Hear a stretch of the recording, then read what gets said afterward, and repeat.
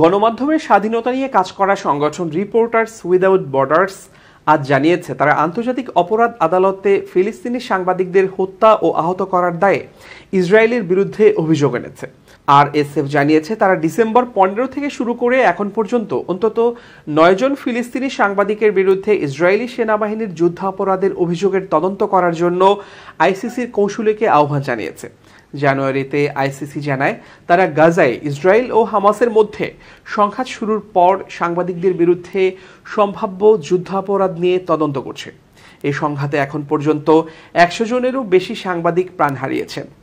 RSF জানিয়েছে যে তাদের কাছে বস্তুনিষ্ঠ প্রমাণ রয়েছে যে কিছু সাংবাদিককে স্বেচ্ছায় হত্যা করা হয়েছে এবং বাকিরা বেসামরিক ব্যক্তিদের বিরুদ্ধে ইসরায়েলি প্রতিরক্ষা বাহিনী আইডিএফ এর নির্বিচার হামলার ভুক্তভোগী।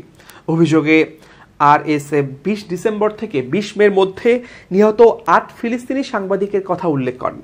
পাশাপাশি আহত হয়ে পরবর্তী নিহত হয়েছেন এমন একজনের কথাও জানিয়েছে সংস্থাটি।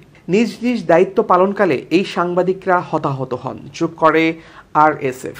আরএসএফ এর অ্যাডভোকেসি ও অ্যাসিস্ট্যান্স পরিচালক অ্যান্টন বার্নার্ড বলেন, যারা সাংবাদিকদের হত্যা করে তারা জনগণের তথ্যের অধিকারের বিরুদ্ধে হামলা করছে, যেই অধিকার রক্ষা করা সংঘাতের সময় অত্যন্ত জরুরি।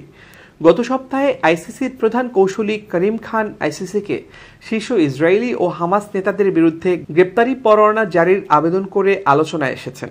নিউ ইয়র্ক ভিত্তিক সাংবাদিক সুরক্ষা কমিটি জানিয়েছে গাজার যুদ্ধে আহত অন্তত 107 জন সাংবাদিক নিহত হয়েছেন। সংস্থাটি 1992 সাল থেকে এ সংক্রান্ত তথ্য সংগ্রহের পর এত কম সময়ে এতজন সাংবাদিক নিহতের ঘটনাকে নজিরবিহীন বলে উল্লেখ করে। এই সময়কালকে সাংবাদিকতার জন্য সবচেয়ে ভয়াবহ সময় বলে অভিহিত করেছে সংস্থাটি। গত 7 অক্টোবর ইসরায়েলি ভূখণ্ডে অতর্কিত হামলা চালায় হামাস। এতে 1170 জন নিহত হন।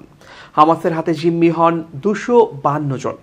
জিম্মিদের মধ্যে 124 জন এখনও গাজায় আছেন এবং 37 জন ইতোমধ্যে নিহত হয়েছেন। ফিলিস্তিনি সাংবাদিক মোহাম্মদ আবু হাত্তাবের জানাজায় অংশ নিয়েছেন তার সহকর্মী, আত্মীয় পরিজন ও বন্ধু-বান্ধব। দক্ষিণ গাজা উপত্যকায় পেশাগত দায়িত্ব পালনের সময় ইসরায়েলের বোমাবর্ষণে নিহত হন তিনি।